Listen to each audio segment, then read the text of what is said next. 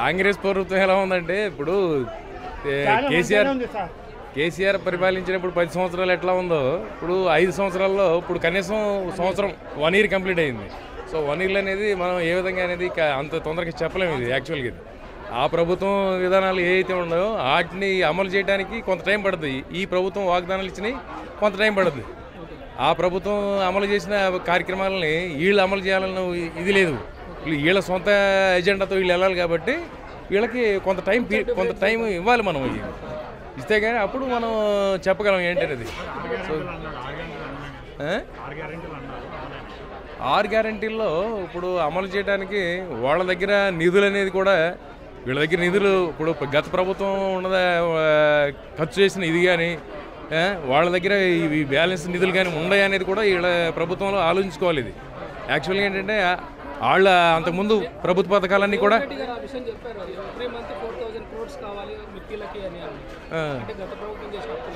So గత ప్రభుత్వం చేసిన అప్పులకి ఇప్పుడు వీళ్ళకి వచ్చే రెవెన్యూ కూడా ఈ రెవెన్యూ మీద కూడా ఆధారపడి ఉంటుంది కదా. ఈ ప్రస్తుత ప్రభుత్వానికి ఏ గ్యారంటీలైనా అమలు చేయడానికి వీళ్ళ సొంత డబ్బులు అయితే ఖర్చు పెట్టరు కదా. ప్రభుత్వానికి వచ్చే రెవెన్యూ మీద ఆధారపడి ఉంటుంది అన్ని పథకాలు అమలు చేయడానికి అప్పుడు కూడా. సో ఇద్దరు సీఎంలకి వ్యత్యాసం అంటే ఇప్పుడు ఈయన మూలాలన్నీ కూడా కాంగ్రెస్ ప్రభుత్వం అనేది కాంగ్రెస్ మూలాల నుంచి ఉన్నాయి. ఇది కేసీఆర్ ప్రభుత్వానికి అట్లా కాదు అది.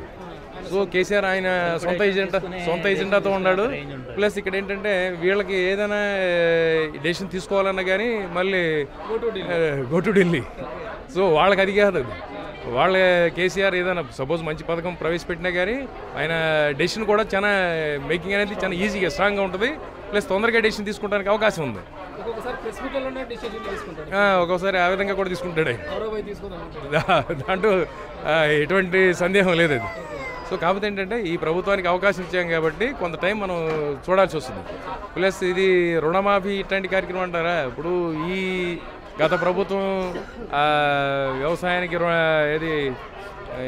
రైతు భరోసా అనేది అది ఒక ఎవాల్యుయేషన్ లేనిది అది. సో ఇప్పుడు పంటలు పండడానికి లేకపోతే బీడు భూములు లేకపోతే అన్నిటికీ కూడా ఇవ్వడం జరిగింది.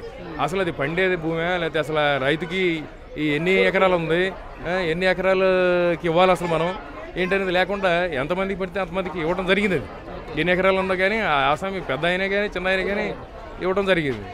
అది ఒక అవగాహన లేని కార్యక్రమం అది యాక్చువల్గా. ఫస్ట్ ఆ విధంగా ఇప్పుడు మనం ఎవాల్యుయేట్ చేయాలి. ఇప్పుడు అసలు ఎవరికి మనకి ఇవ్వాలి, ఎవరికి ఇవ్వాలి ఇచ్చేది